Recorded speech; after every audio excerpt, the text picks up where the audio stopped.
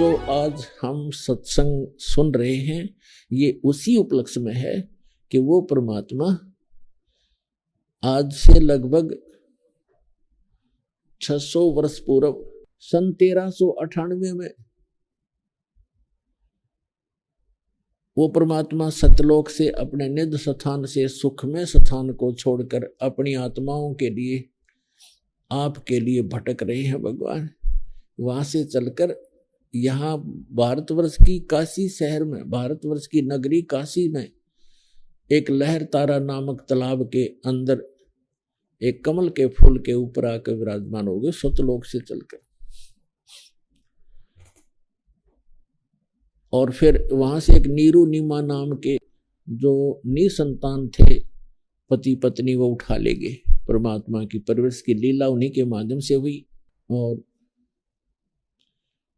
वो जुलाहे थे, कर्म से जुलाहे थे, जिस कारण से परमात्मा भी जुलाहा कहलाए। वो भी वही कर्म करते थे क्योंकि परमात्मा जैसे बहुत बार दास बताता रहा है कि परमात्मा हमारी 3 स्थिति में हम सबकी केयर टेक करता है, देखभाल करता है। एक स्थिति में तो परमात्मा सतलोक में एक बहुत बड़े गुम्बज के अंदर मंदिर नुमा एक बहुत बड़ा गुम्बज है, उसके मध्य में एक सिंहासन पर विराजमान है, तख्त पर, सिंहासन पर, तख्त पर, और सिर पे मुकुट है मालिक का।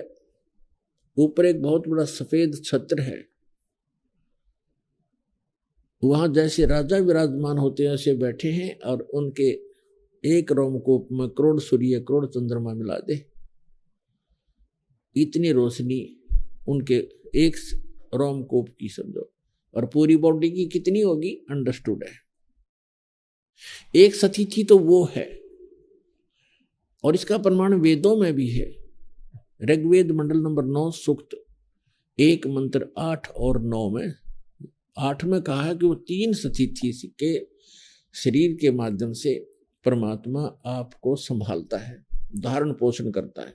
और दूसरी स्थिति उसकी है कि वहां से चलकर आता है, एक शिशु रूप धारण कर लेता है, अपने रूप को हल्का कर लेता है, शरीर अपने स्वरूप को हल्का करके तेज हल्के तेज पुंज का बना के एक शिशु रूप धारण करके कमल के फूल पर विराजमान होते हैं। प्रत्येक युग में ये लीला करते हैं। वहां से उनको निसंतान दंपति उठा ले जाते हैं। धीरे धीरे उसी व्यवसाय में जिस कर्म को वो करते थे उसी कर्म को करते हुए परमात्मा हमें ये दिखाते हैं कि परमात्मा पाने के लिए, सतलोक जाने के लिए हमने गढ़े धन की आवश्यकता नहीं है। फिर भी आपके संस्कार में ज्यादा भी है तो उसको सदुपयोग करें, दुरुपयोग ना करो, उसमें भूला नहीं। परमात्मा की भूल नहीं गिरनी चाहिए, चाहे कितना धनी हो, चाहे कितनी बड़ी पोस्ट हो। उसको याद रखना चाहिए कि मृत्यु भी होती है, यहां से जाना भी होता है, तो तब फिर वो व्यक्ति गलती नहीं करता। तो दूसरी स्थिति ये परमात्मा के वो चारों युगों में आते हैं और ऐसी लीला करते हैं। और तीसरी स्थिति ये है कि वो जब चाहे कभी भी एक साधु महात्मा का रूप बना करके या कोई भी रूप बना करके अच्छी आत्माओं को मिलते हैं, उनको सत उपदेश देते हैं, सतलोक ले जाते हैं, वापस छोड़ते हैं, उनको अपने से परिचित कराते हैं। फिर वो महापुरुष परमात्मा को साक्षात देखकर वहां जहां वो रहता है उस सारी व्यवस्था को देख करके और जो विधि वो बताता है उनको भक्ति करने की, क्योंकि वो जगत गुरु भी है, तो वो संत उसी साधना को करते हैं जो भगवान बताते हैं, ऊपर से देख कर भी आते हैं। फिर वो आंखों देखा वर्णन भी अपनी अमृतवाणी रूपी एफिडेविट लिख जाते हैं और जो साधना वो करते हैं वह भी वर्णित कर देते हैं। लेकिन उसको हम समझ नहीं पाए क्योंकि हम दूसरे रंग में अज्ञान से परिपूर्ण होते हैं और अन्य साधना करके ही हम अपना मोक्ष समझते रहते हैं, जिस कारण से हम भगवान और उन महापुरुषों परमात्मा और परमात्मा से परिचित महापुरुषों के अमृतवाणियों को नहीं समझ सके और ना सदग्रंथों को समझ सके। तो परमात्मा कहते उनमें से किन किन को मिले हैं भगवान, जो तीसरी स्थिति में आते हैं कि कभी भी आकर के किसी साधु संत महात्मा का रूप बना करके किसी भी अच्छी आत्मा, दृढ़ आत्मा, अच्छी भक्त को, दृढ़ भक्त को मिलते हैं और उनको तत्व ज्ञान, यथार्थ ज्ञान से परिचित कराते हैं। तो उनमें से कौन कौन है जो दास के नॉलेज में है? आदरणीय धर्मदास साहिब जी बांधवगढ़ वाले, आदरणीय मलुकदास साहिब जी, आदरणीय नानक साहिब जी जो सिख धर्म के प्रवर्तक हैं, जिनको भगवान सीधे आके जिंदा महात्मा के रूप में मिले हैं इस कलयुग में। आदरणीय दादू साहिब जी, आदरणीय गरीबदास साहिब जी, गांव छुड़ानी, जिला झज्जर, हरियाणा वाले। आदरणीय गीता दास साहिब जी, गांव खेखड़ा, अब तो जिला बागपत हो गया बताते हैं, पहले जिला मेरठ था, उत्तर प्रदेश वाले। और आदरणीय स्वामी रामानंद जी ब्राह्मण थे, पंडित, बड़े विद्वान, वेदों के और गीता के माने जाते थे, काशी में रहते थे, 5 वर्ष की आयु में परमात्मा उनको मिले थे।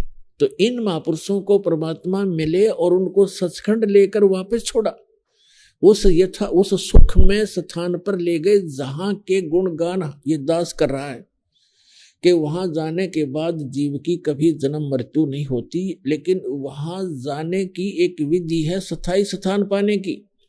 वैसे तो सभी महापुरुष गए, उन्होंने सब ने यही कहा कि भगवान हमें यही रख लो, तो परमात्मा ने उनसे कहा कि बच्चों ऐसे नहीं रख सकेंगे, आप जाइए, आपको ऐसे मंत्र देंगे, अब शीघ्र ही धनी हो जाओगे सत भक्ति करके, और उस भक्ति की शक्ति से आप यहाँ आ सकोगे। तो उन्होंने ऐसा ही किया, भक्ति की जो यथार्थ भगवान ने बताई थी, और सतलोक चले गए, अपना आंखों देखा, जो भी विवरण था, जो साधना उन्होंने की, जो सतखंड जैसा है वहां ऐसी स्थिति है, वो अपनी अमृत वाणी में उन्होंने बोल बोल के लिखवा दी। तो उनमें से कौन कौन से हैं वो महापुरुष आपको बता दी। ये महापुरुष हैं जिनको परमात्मा मिले और उस सतलोक में लेकर गए, फिर वापस छोड़ा।